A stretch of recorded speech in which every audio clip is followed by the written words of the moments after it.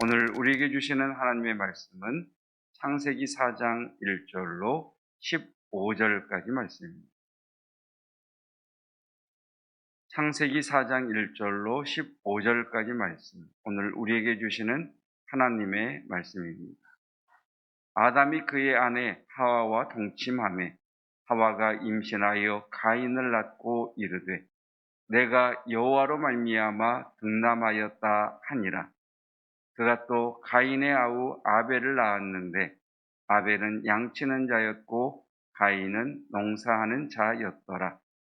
세월이 지난 후에 가인은 땅의 소산으로 제물을 삼아 여호와께 드렸고 아벨은 자기도 양의 첫 새끼와 그 기름으로 드렸더니 여호와께서 아벨과 그의 제물은 받으셨으나 가인과 그의 제물은 받지 아니하신지라. 가인이 몹시 분하여 안색이 변하니 여호와께서 가인에게 이르시되 내가 분하여 함은 어찌 됨이며 안색이 변함은 어찌 됨이냐. 내가 선을 행하면 어찌 낯을 들지 못하겠느냐. 선을 행하지 아니하면 죄가 문에 엎드려 있느니라. 죄가 너를 원하나 너는 죄를 다스릴지니라. 가인이 그의 아우 아벨에게 말하고 그들이 들에 있을 때에 가인이 그의 아우 아벨을 쳐 죽이니라. 여호와께서 가인에게 이르시되 내 아우 아벨이 어디 있느냐? 그가 이르되 내가 알지 못하나이다. 내가 내 아우를 지키는 자니이까. 이르시되 내가 무엇을 하였느냐? 내 아우의 핏소리가 땅에서부터 내게 호소하느니라. 땅이 그 입을 벌려 내 손에서부터 내 아우의 피를 받았은즉 내가 땅에서 저주를 받으리니 내가 밭을 갈아도 땅이 다시는 그 효력을 내게 주지 아니할 것이요 너는 땅에서 피하며 유리하는 자가 되리라. 가인이 여호와께 아뢰되 내 죄벌이 지기가 너무 무거우니이다. 주께서 오늘 이 지면에서 나를 쫓아내시온즉 내가 주의 낯을 배웁지 못하리니 내가 땅에서 피하며 유리하는 자가 될지라. 물은 나를 만나는 자마다 나를 죽이겠나이다. 여호와께서 그에게 이르시되 그렇지 아니하다. 가인을 죽이는 자는 벌을 7배나 받으리라 하시고 가인에게 표를 주사 그를 만나는 모든 사람에게서 죽임을 면하게 하시니라. 아멘. 하나님의 말씀입니다. 창세기 3장 15절에서 창세기 3장 15절을 원시복음이라고 이야기를 합니다. 최초의 복음이라고 하는 말이 되지요. 이 3장 15절 말씀에서 아담과 하와가 범죄한 후에 하나님께서는 여자에게 이렇게 말씀을 합니다. 여자의 후손과 뱀, 너의 후손이 이제 서로 다투게 될 것이다 라고 말씀을 하시면서 이후에 하나님께 속한 자의 후손과 하나님을 대적하는 자, 하나님을 떠난 자의 후손이 존재하게 될 것을 말씀하시게 되죠. 그 말씀에 대한 이제 결과가 어떻게 풀어지는가가 4장의 말씀입니다. 4장을 끝까지 읽어보시고 5장 초반까지 읽어보시면 여자에게 속하지 않은 후손인 가인의 족보와 여기서 말하는 여자는 구원자이신 예수 그리스도에 속한 자들을 이야기합니다. 그 여자의 후손에 속한 아벨을 대신하여 찌러주신 셋의 족보가 등장을 하게 됩니다. 그래서 창세기 4장은 가인의 족보와 셋의 족보가 어떻게 갈리게 되었는가 하는 것에 대한 말씀으로 보시면 되겠습니다. 그렇다면 4장은 우리에게 이렇게 말씀하고 계십니다. 그렇다면 어떻게 아벨과 그 씨를 대신한 셋은 하나님에게 속한 자가 되었는가 라는 것에 대한 말씀과 함께 하나님께 속하지 않은 자들의 특징은 무엇인가를 우리에게 말씀해 주고 계십니다. 우리가 성경을 읽고 이해할 때 어려운 점 중에 하나는 성경이 사용하는 단어의 의미와 우리가 일상에서 사용하는 단어의 의미의 개념이 굉장히 다릅니다. 그러다 보니 똑같은 단어를 쓰는데 그 단어를 이해하고 성경적 단어로 이해하는 사람과 성경적 개념으로 이해하지 못하는 사람의 이해력이 차이가 나게 됩니다. 대표적인 것이 믿음이라고 하는 겁니다. 믿음이라고 하면 우리는 자동적으로 그 믿음의 주체가 나라고 생각을 합니다. 또 맞는 말이지. 일반적으로 쓰이는 용어이기도 합니다. 어제 설교 가운데에 믿음은 견디는 것, 버티는 것이다 라는 말씀을 주셨습니다. 그 말씀을 정리해 보면 견디고 버티는 주체는 내가 되는 거죠. 이렇게 믿음이라고 하는 단어가 내가 주체가 되는 의미로 사용되기도 하고 또 하나님과 관련해서 하나님께서 내게 먼저 다가오심을 믿음이라고도 합니다. 구원은 믿음으로 받는다라고 할 때에 거기서 사용되는 믿음은 내가 하나님을 믿었다라고 하는 믿음 이전에 하나님께서 나를 찾아오셨고 하나님께서 나를 만나주셨고 하나님께서 내 눈을 열어주셨고 하나님께서 내 마음에 하나님의 복음, 말씀의 씨앗을 심어주셔서 우리가 하나님을 아는 자가 되었다라고 하는 의미로 쓰이는 단어가 믿음이라는 단어입니다. 그래서 신약 성경에 보면 믿음이라는 단어의 반대말이 율법입니다. 율법은 내가 행위의 주체자가 되는 것, 믿음은 나의 행위의 주체가 하나님이신 것이라고 하는 두 단어의 정반대의 개념입니다. 그러다 보니 성경을 읽을 때 쉽지 않은 본문들을 만나게 됩니다. 삶을 사는 양식도 전혀 다르습니다. 복음 밖에 있는 사람들은 내가 열심히 노력하여 내가 원하는 것을 얻는다라는 것이 일반적인 사람들의 삶의 양식입니다. 그런데 성경은 우리에게 뭐라고 말씀하시느냐면 너는 은혜를 받은 자다. 너는 하나님에 의해 은혜를 받은 자로서 그 은혜 받은 자로서 열심히 노력해서 살아라라고 말씀을 하십니다. 그러니까 출발점이 완전히 다르죠. 일반적으로 동일하게 열심히 노력하는 것은 똑같아 보이는데 그 밑에 뿌리에 들어가 보면 복음 밖에 있는 이들의 열심은 내가 열심히 노력해서 내가 원하는 것을 얻는 것이라고 하면 복음 안에 있는 자들은 나는 하나님의 은혜를 받은 자다. 그 은혜가 나를 격동하시고 그 은혜가 나를 장악하시고 그 은혜가 내 안에 충만하게 넘치니 내가 어떻게 게으르게 살 수 있겠는가? 내가 어떻게 이 일에 포기할 수 있겠는가? 라고 하면서 나를 움직이는 동력이 하나님께로부터 부어지게 되는 겁니다. 그러다 보니 말씀을 해석할 때 이 보이지 않는 부분들을 제거를 해버리면 단순하게 겉으로 드러나는 그 표면만 보고 우리도 이렇게 하자 저렇게 하자라고 쉽게 교훈으로 끝나버릴 수가 있습니다. 가인과 아벨이 하나님께 제사를 드렸습니다. 예배를 드렸습니다. 2절 말씀을 보면 아벨의 직업은 양치는 자였고 가인은 농사하는 자였습니다. 아담과 하와의 범죄 이후에 하나님께서 뭐라고 말씀하셨느냐? 땅이 저주를 받아 열매를 맺지 못할 것이다. 그리고 남자 너는 땅을 갈아 양식을 얻는 수고를 해야 한다라고 말씀하셨어요. 하나님이 말씀하신 직업은 목축업이 아닌 농업이요. 그렇다면 가인과 아벨 이 두 사람 가운데 하나님이 말씀하신 땅을 가는 직업을 가진 자는 가인입니다.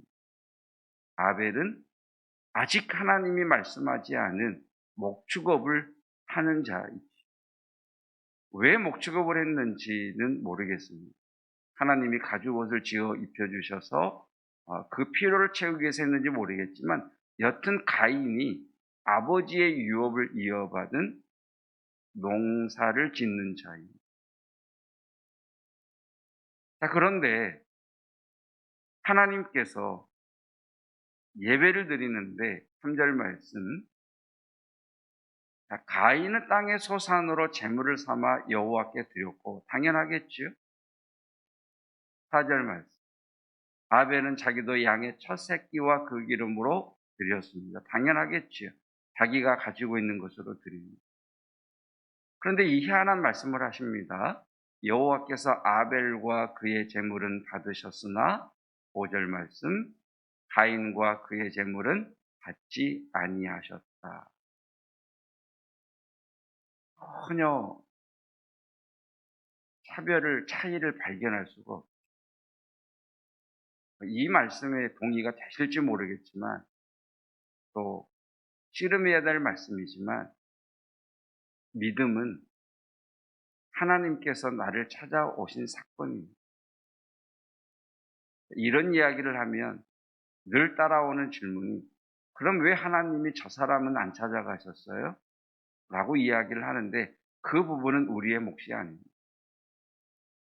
그냥 성경은 하나님께서 아벨과 그의 제물은 받으셨지만 가인과 그의 제물은 받지 아니하셨다라고 하시면서 하나님께 속한 자는 어떻게 하나님께 속한 자가 되느냐? 행위나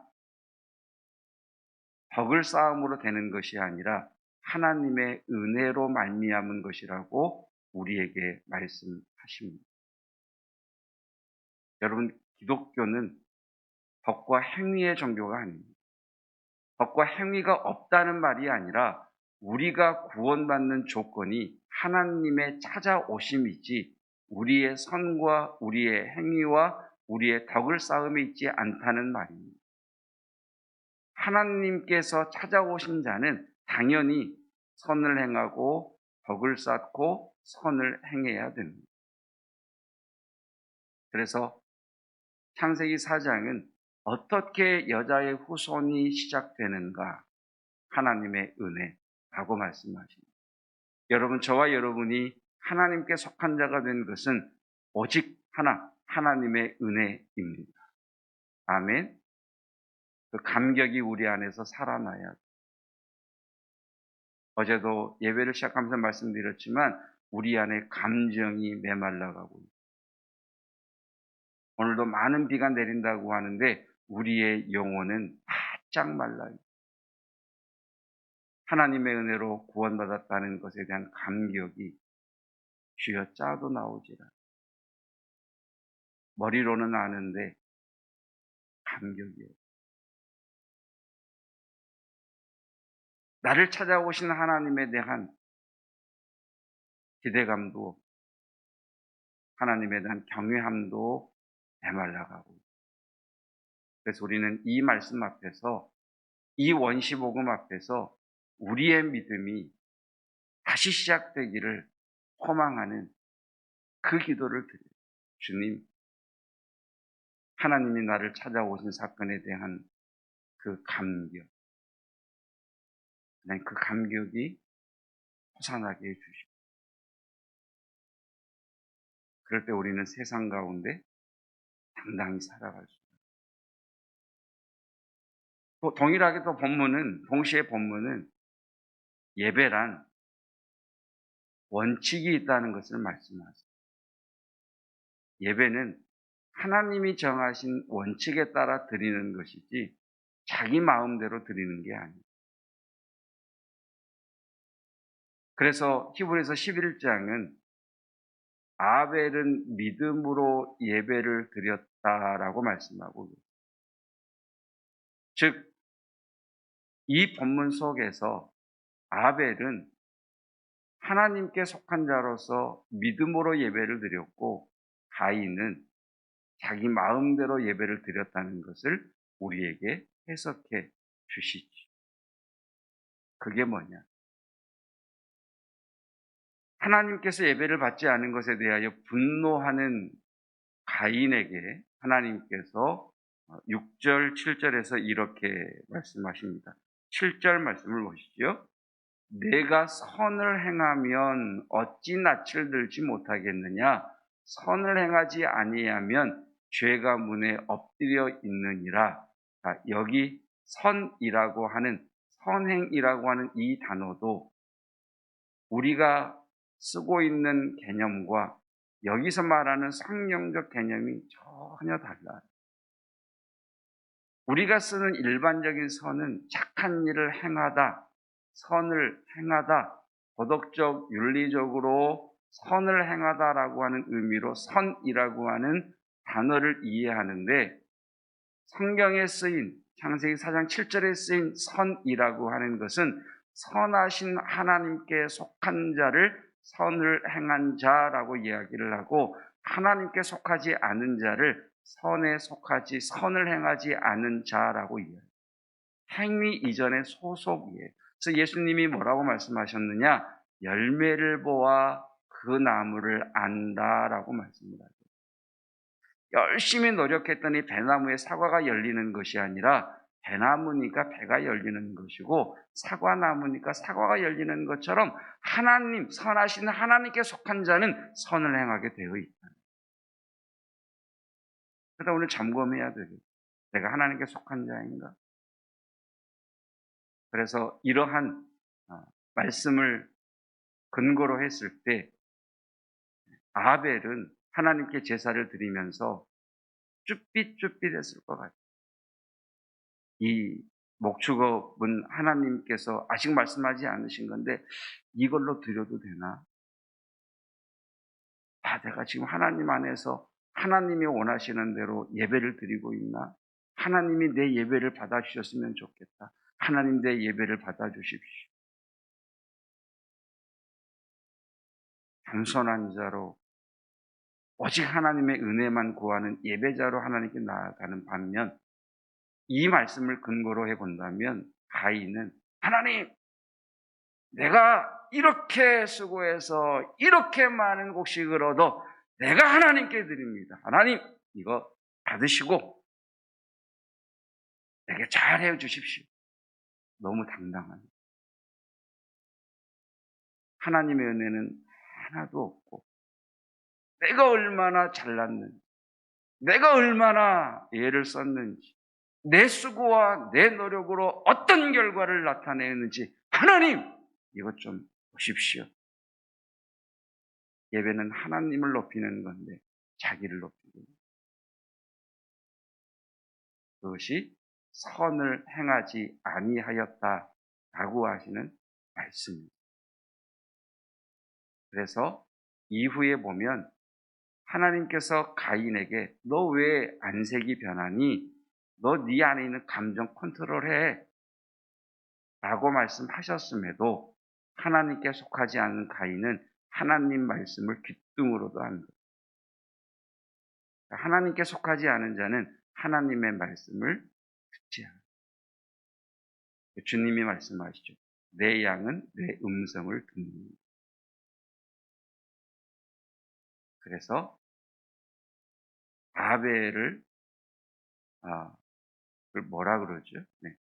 충동적 살인이 아니라 계획적 살인을 하죠. 불로 불러내어서 돌로 쳐 죽이는 계획적 살인을. 즉 하나님께 속하지 않은 자는 자신의 목적을 이루기 위해서라면 다른 사람 망하게 하고, 다른 사람 속이고, 다른 사람 죽이고라도 나의 목적을 성취하는 자의 삶의 양태를 우리에게 보여주고 계시는 거죠. 여러분, 저와 여러분은 하나님의 은혜로 구원받은 자들입니다. 아멘. 저와 여러분은 하나님의 은혜로 하나님께 예배하는 자들입니다. 그래서는 예배 가운데 나의 죄됨을 보게 되죠. 동시에 그런 나에게 찾아오셔서 나를 충만하게 하시는 하나님의 충만하심. 그 충만함으로 나를 가득 채우셔서 이 세상 가운데 당당하게 맞설 수 있는 자로 보내시고 동행하시는 하나님의 은혜. 그 사람이, 그 존재가 나라는 것을 알기에 우리는 겸손할 수밖에 없고, 우리는 하나님의 은혜를 구할 수밖에 없고, 우리는 하나님의 인도하심에 따라갈 수밖에 없는, 그러나 그것이 가장 강력한 세상에 대한 이기는 자라고 하는 것을 깨닫게 됩니다. 오늘도 나의 약함 때문에 주님의 강하심이 드러나는 하나님의 은혜가 저와 여러분을 통해 넘쳐나시기를 축복합니다. 기도하겠습니다. 하나님께서 아벨을 찾아가셔서 그의 예배를 받으셨고, 가인은 너무나 당당하게 하나님 앞에 자신이 얼마나 탁월한 자인지, 얼마나 뛰어난 인물인지, 자신이 어떻게 자수성가했는가를 하나님 앞에 자랑하며 하나님을 예배하는 그 자리에서 자신을 도리어 높이는 것을 봅니다. 주님, 예배는 하나님께서 내게 찾아오신 것을 깨닫고 그 은혜에 감격하여 드리는, 믿음으로 드리는 것이 예배임을 알게 하시고, 하나님께 속한 자는 나의 약함과 동시에 그 약함까지도 강함으로 채우시사 능히 세상 가운데 맞서게 하시며 이기게 하시는 하나님과의 동행임을 알게 하옵소서. 육체의 약함 가운데 있는 이들 가운데 성령의 치유의 역사를 허락하여 주시사 사람들이 말하는 기적의 사건들이 경험되어지게 하옵소서. 마음이 연약하고 얽히고 깨어진 이들의 심령 가운데 좌정하사 그 마음을 강하게 하시고 담대케 하시사, 강하라 담대하라 내가 너희와 함께 함이니라 하신 주의 말씀이 우리의 마음을 채워주시기를 원합니다.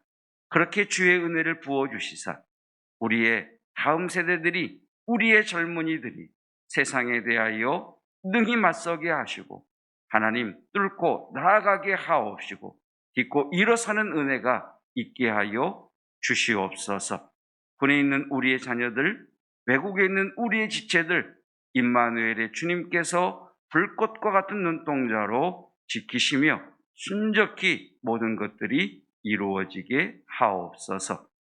예수 그리스도의 이름으로 기도드리며 이제는 우리 주 예수 그리스도의 은혜와 하나님의 사랑하심과 성령 하나님의 교통하심이 믿음과 선 안에 행하기를 원하는 여자의 후손된 그리스도의 백성들 위에 영원토록 함께 하시기를 축원하옵나이다.